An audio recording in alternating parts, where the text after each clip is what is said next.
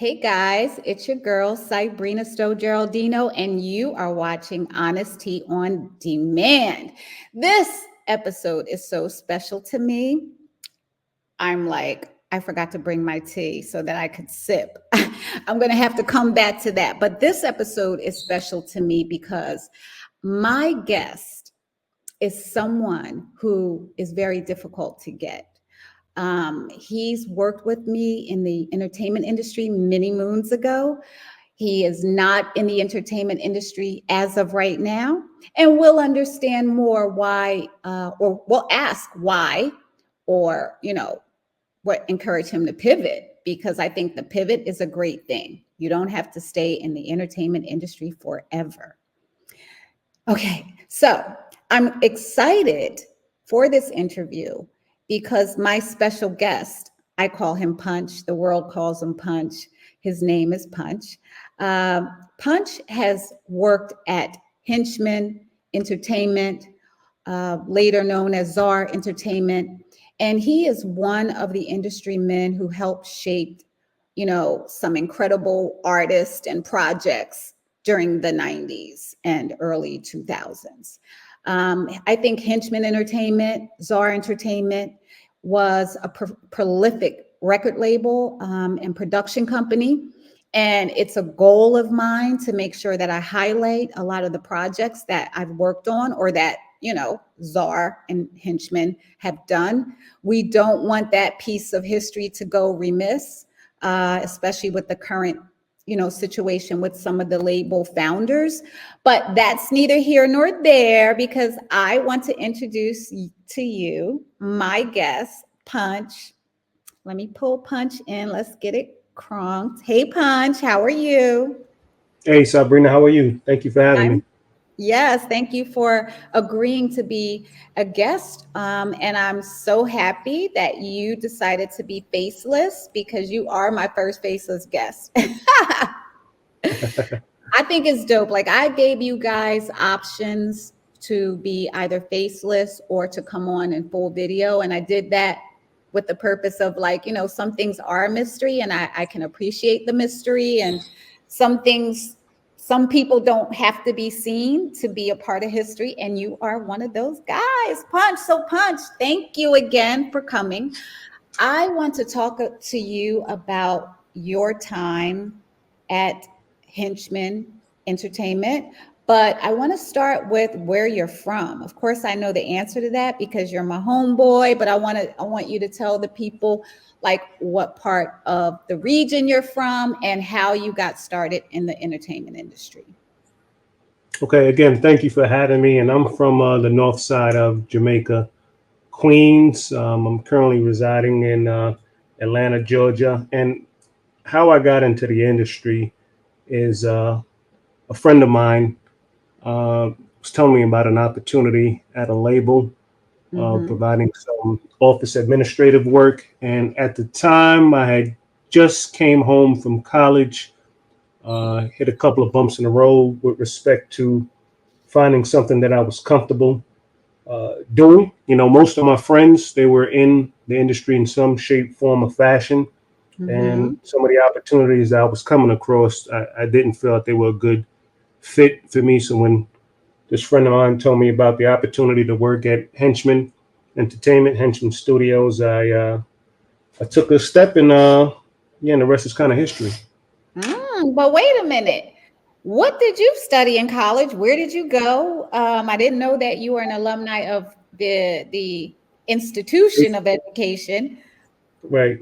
Yeah. I went to Morgan State University, and that's That's somewhat impressive. interesting story as well. If you have a minute, What'd you major in? I majored in first. I was studying biology, uh, strong focus on biology, and then I segued into telecommunications, wanting to be somewhat behind the scenes, public relations, kind of TV, television type of deal. Same major as mine, broadcast communication. So what? You wanted to give me the brief skinny on how you got to the university or what you were saying where you Yeah. I actually was going to college in New York, actually in Staten Island, the College of Staten Island, Mm-hmm. And unfortunately, there was a carjacking on my block. My mother ended up getting shot.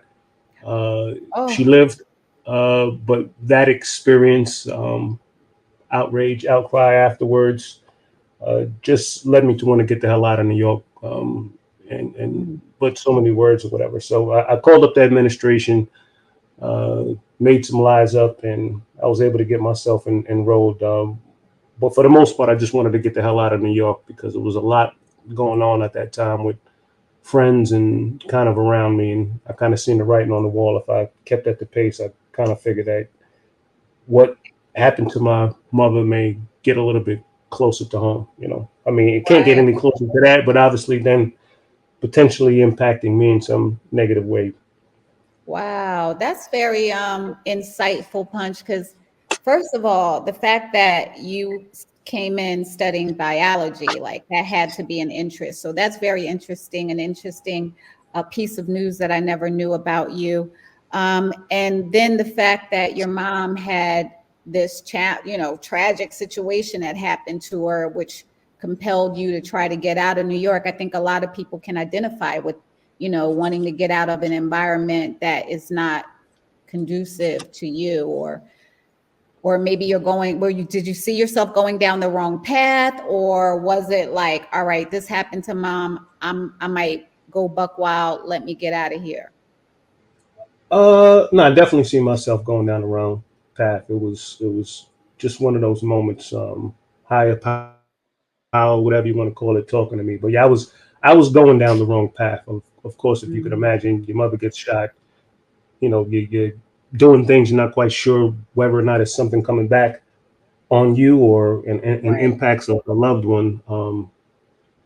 Yeah, I just needed to get the hell out. So it was just one of those moments, which I'm glad actually happened because New York is a lot. right. It is.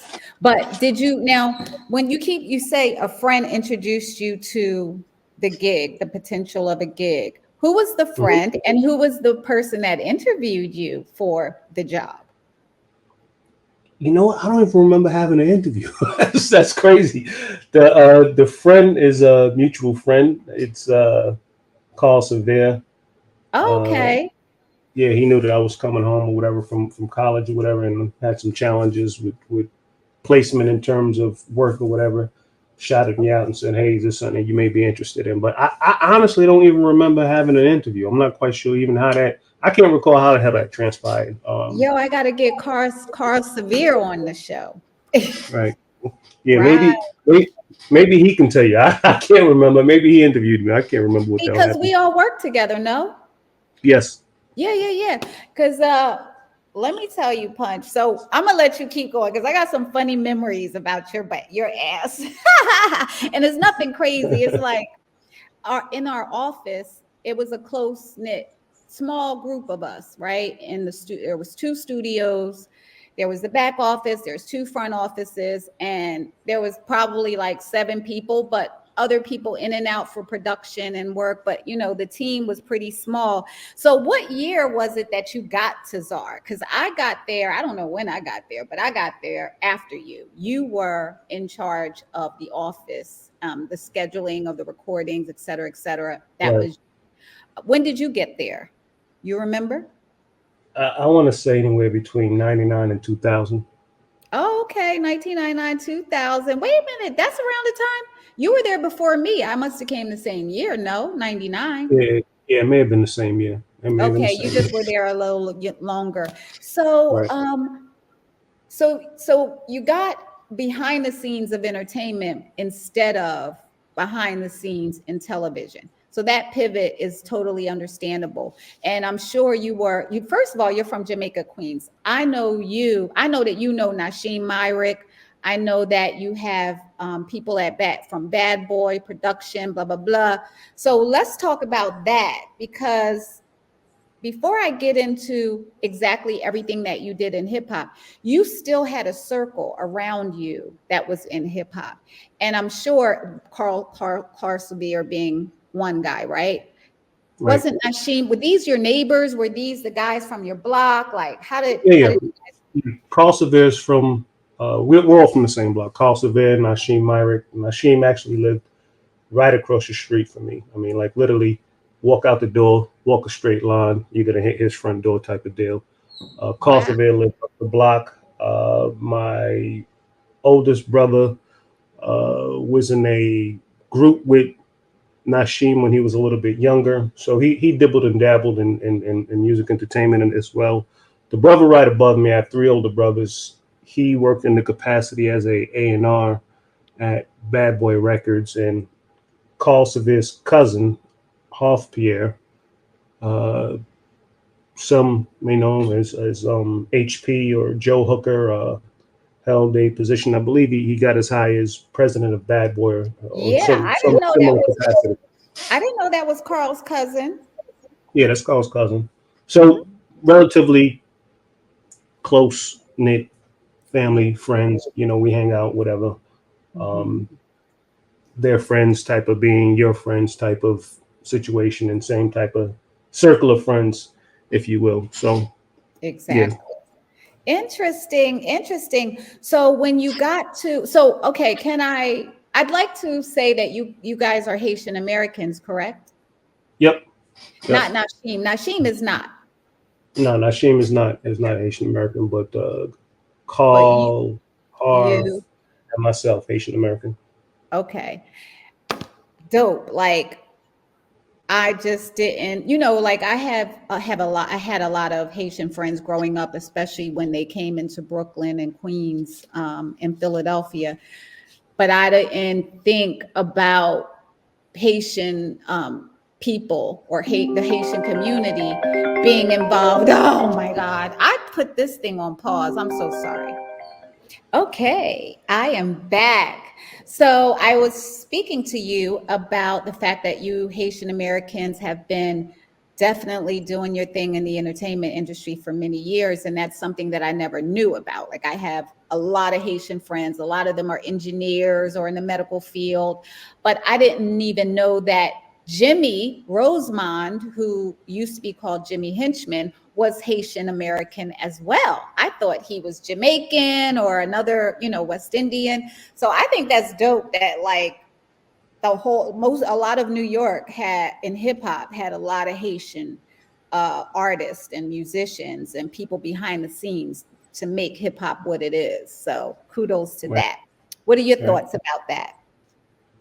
No, no, I think spot on. You know, so many influential people behind the scenes, as well as music artists, producers, so on and so forth. They're Haitian American, so came over Yeah. from another country, family, or whatever the case may have been, and they found their love and passion in hip hop and made an impact. So that's dope. So when you got to Henchmen Entertainment, and you started working as an office manager, how did you meet Jimmy and Mario, or did you meet them? And did you like working with Jimmy and Mario Rosemond, who were the founders of Henchmen?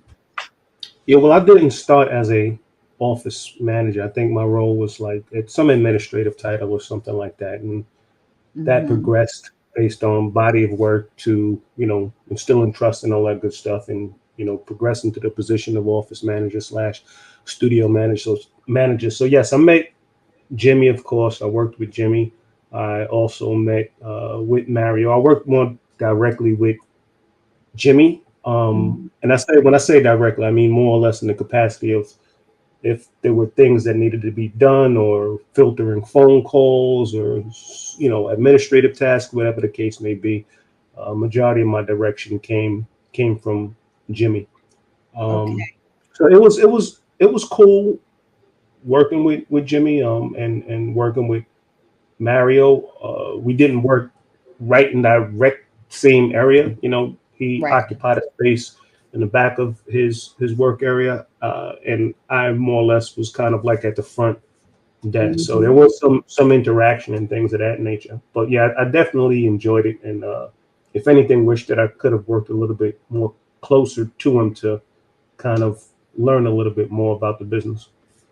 I think you were pretty close. The thing is, there were so many projects that it was impossible for him to be in the office on a 24-hour basis because it's either running to different labels, going out to video shoots, going to rehearsals, like, and we were in the office. So, I mean, plus it was like what, text. We text them, you get whatever Right, you need. right, So, right. maybe doing more. I don't know. I wish I would have done more songwriting, publishing work. I mean, we were Hmm. right there in a freaking recording studio, and here I don't have, not like I'm a writer and I don't have any music. So I think that's weird. Is that something? What do you wish that you would have done besides be closer to Jimmy in terms of learning more? What is it that you would have liked to learn while working with him? Uh, he had a strong sense of business in the music business and business acumen. So, just more or less just picking up, how he goes about executing, because he was masterful at executing and making things Mhm. happen. So if I was able to pick up some of those little nuggets with respect to, getting in a room and potentially even negotiating things along those lines, I think it would have helped me. Not just in music, but just in general, Period. in Right. business. Yeah, I agree. I think Jimmy was very charismatic and very business savvy when it came to a lot of the deals. Like a lot of people think he was like intimidating. I don't feel that he was intimidating. I felt that he was very, he had jokes. He was a serious dude, but he had personality. And so I don't understand why anyone would feel that he would be different. I think that reputation was bigger than what the man is because he was definitely a businessman. That's You right. worked on Sharissa's album, Bulletproof Love's album. You worked with Mike Tyson in the Holyfield fight. Let's talk about the music. First of all, let's get into Bulletproof Love and J.O. Felony. Oh, That yeah. out that what was that song that he did? I'm gonna have to add it to this conversation because J.O. Felony, the Bulletproof Love album was super dope. I think Right. everybody that was on that album was hot. We had Lucchese, right? We had Mallory Knox. Was she on that album? Yeah, Mallory Knox, JFK, Bogard, Yes, Danger, Sharissa, yes. Bars and Hooks out of Queensbridge. Woo! A couple other folks I'm sure I'm forgetting, but yeah, that was for the most part uh, the main players on that album. Okay. Well, that album was incredible. We had a special guest on that album, which was J.O. Felony from California. And Right, unfortunately, a friend of mine, well, for me, a friend of mine worked over at, I guess it was Rockefeller. And he had came to Henchmen Studios and I gave him a Bulletproof Love t-shirt. And do you know this dude wore it to work? And I didn't think anything about the J.O. Felony J comment that he made about Jay-Z. And I don't think that guy has ever been, I think he's still upset with me thinking that I gave him that shirt, thinking that he could, knowing that he would get in a situation at work. And that's not the case. I would never do that to anybody. But I swear the Bulletproof t-shirt was hot. All of our merchandise, the album cover. What did yep. you think about that song and the controversy surrounding it? And then what about the other artists? uh, I mean, I love the album. I got to work with some of the artists. My involvement on that album was definitely more so on the administrative capacity. Mhm. Uh, but I would come in the morning, after folks was recording in the morning, I'll get to hear some of the songs or whatever the case may be. And I thought it was dope the way it was put together. And yeah, definitely the Bulletproof Love t-shirts, they were like crack on the block. Everybody wanted their shirt and wearing it with the bulletproof, straps or whatever on the sleeves or whatever the case may be. So it was dope. It was a dope time. Yeah, and there was a lot of things happening around that time. A lot of folks in the industry stopping by the office. I guess seeing what they can get out of Jimmy, who was shaking and baking in the industry, and seeing what could be made out of this product that was put out. Exactly. Well, you hit some good points. I forgot about some of the artists, their names. It's been so long, but I really they all had talent. And you were instrumental in a lot of things. You were kind of like the point person for everybody. Um, what do you feel? What was your role with the Mike Tyson fight? Oh, no, I don't really have any major role. Some people may know that James Rosemond, he also managed Mike Tyson. He managed a whole host of people, but Exactly. he managed to grow from not only music to sports and entertainment. Under that umbrella of business. Again, he had very strong business acumen. So I guess that attracted the likes of people in Mike Tyson's corner. Not to mention that they're both from Brooklyn, and my no major role again. Maybe a meeting or two. I had to go meet somebody or whatever the case may be. But when Tyson fought, damn, who the hell did he fight? I can't remember who he fought. It wasn't Holyfield. I can't remember who he fought. But anyway, it was in Memphis, Tennessee. And Jimmy, being the good dude that he is, took care of the flight. Got the ticket. Me and this other producer by the name of Coptic. I'm Oh, sure that y'all rings a got bell. tickets to go to the fight. I didn't get any tickets to go to the fight. I don't know what to tell you. You need to. You should have made some phone calls. I didn't get any tickets to the fight, but I guess we could pause for a second because my next question for Punch is going to see if Punch can remember this, and then I'm going to ask Punch what was his thoughts about me during the height of hip hop in the entertainment industry. I ask everybody this question because I want to know what they think about me because the show is like my show. Right. But it's always interesting to hear other people's take on how they viewed me when I was whatever age I was, or how you feel about me today. And You and at that time, present day, and you was going to jog my memory about something. I'm interested in trying to yes, see what it is that you was going to jog my memory about. uh, do you remember getting me fired? What? What? You had me fired for no freaking reason. And Yo, then you got mad. somebody's lying to you. How the hell I get you fired? I was there. It was me, you, and Carl Severe. Carl had to get in between us. He was like, Punch, no, it ain't worth it. Like, because I cussed you out because you got me fired. You Oh no, remember I don't remember any of that. Like what? that? When? Let me refresh your memory because I got fired a couple times, but it's never for a good reason, of course, from Jimmy. And Um, I had something to do with it. Yes, because we were young. We were very young. This is the 90s, 2000s. Yes. But anyway, Jimmy's for, former fiance or children's mother, first children's mom, actually had an office around the corner. And Yes, I remember. she was my accountant. So because Jimmy didn't like for me to fraternize with both entities. It was like, you work over here, but you're over here. She's doing my taxes, okay? She's doing my business taxes. It was not my business taxes. She was doing my business accounting. Hmm. And then I went around the corner and I told you, I said, don't tell Jimmy where I'm at.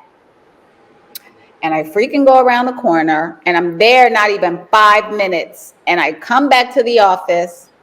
And while I'm walking back, Jimmy was like, you're fired. No, didn't I tell you not to go around there? You're fired.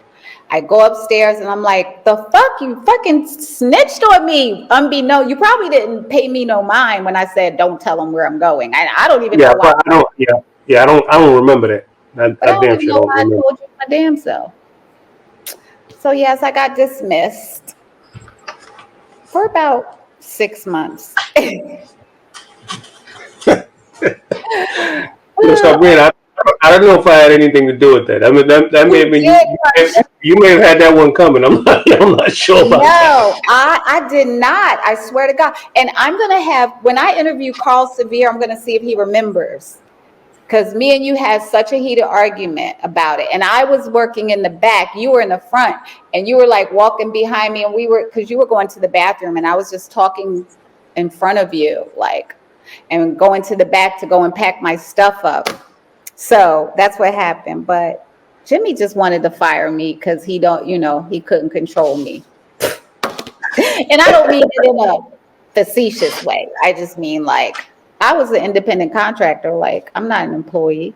But anyway, okay. So what did you think about me? Since you think I have a bad memory, your thoughts may change. But what did you think about me back then? And what do you think about me today?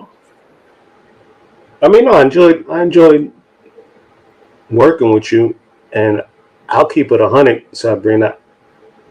I don't know exactly what you were doing. I know you were doing publishing and you were supporting him in that capacity, but in terms of exactly what you were doing, I don't know. Outside of us having that mutual, good work relationship and all that, it was good. I enjoyed working with you. I enjoyed I, working with most of everybody there. yeah, Some individuals were a bit how could I say? I'm trying to be politically correct. A a little bit more. difficult and challenging, but for the most part, everybody it was good to work with. Well, I think you were always a great guy. You were respectful. That's not often in the entertainment industry, but all the guys in that office were very respectful. We all had the hustle mentality, like we got things done, and we didn't complain. We were in the office from you were in office from whatever time. I got there after 10 until 7, and you would have to stay longer. So I think we paid a lot of dues. I think that what I did, I was the publicist, and I kind of like Jimmy never had files before. He never had organized cabinets, and I kind of organized his office space and so he could function and do what he had to do because he didn't have an admin assistant at the time. He didn't Right. have one. So since I shared office, like I kind of organized his life in terms of the business part, and I focused on publicity for the label and him. Right. I got him his first interviews in this, in various publications. In fact, feature stories. He had never been featured in any major hip hop magazine until I worked with them. But that's what I did. And, I just did whatever was needed, just like you. We did whatever we needed to do. Right. We Right. didn't compromise ourselves. We respected one another.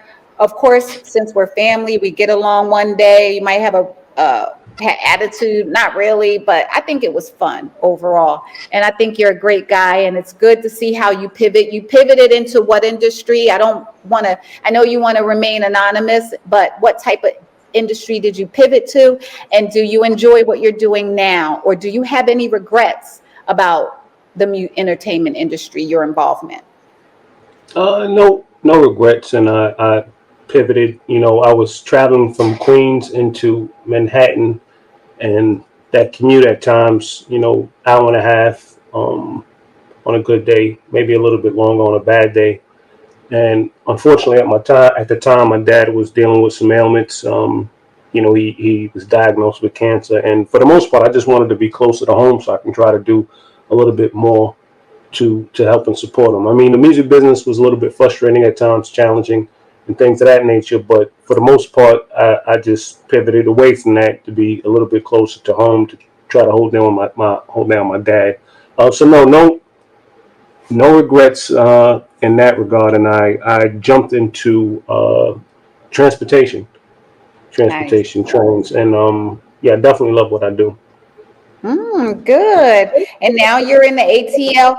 And the final question for you is any thoughts or comments about Henchmen and what it means to you and the legacy that maybe you want to share with the people? Henchman, what it means to me, if you would have asked me, one word that could sum up and describe Henchman, I would say, family. And that's what it was then, and that's what it still is today. The relationships that I have with people, don't have to speak to them every single day, just like I don't speak to you every single day. I can pick up the phone, call this one, call that one, and we still had that relationship and those ties. So I appreciate Henchmen, and I've learned a lot, and that experience has helped me a lot in this regard. One thing in particular that I constantly repeat when I'm talking to people, that I learned directly from Jimmy, and I remember it like it was yesterday. He told me to always make time for yourself. You know what I'm saying? Like always make time for yourself, and don't compromise that time for anybody. And that has stuck with me from the time that he told me to today, because it's something that if you don't utilize or appreciate, or you take for granted, that like you're not really in control of that. So you need to try to do your best to try to manage your time and take time for yourself, because if not, no one's going to give it to you. Amen. Well, thank you so much, Punch. Everything you've said and shared has been insightful. I may have you on again, so don't be surprised if I call you for a part two after I get called Severe on Yeah. to talk about some of the fun times. And I really appreciate working with you. I appreciate our family ship, our brotherhood, because I feel like I'm one of the guys. I love Right. our brotherhood. And of course, you are always welcome here. I thank you again. And guys, thank you for watching and listening to HonesTea On Demand. You heard it straight from Punch, Henchmen Entertainment. Let's get into it. Follow, like, and share. And I look forward to more. Ciao. I think I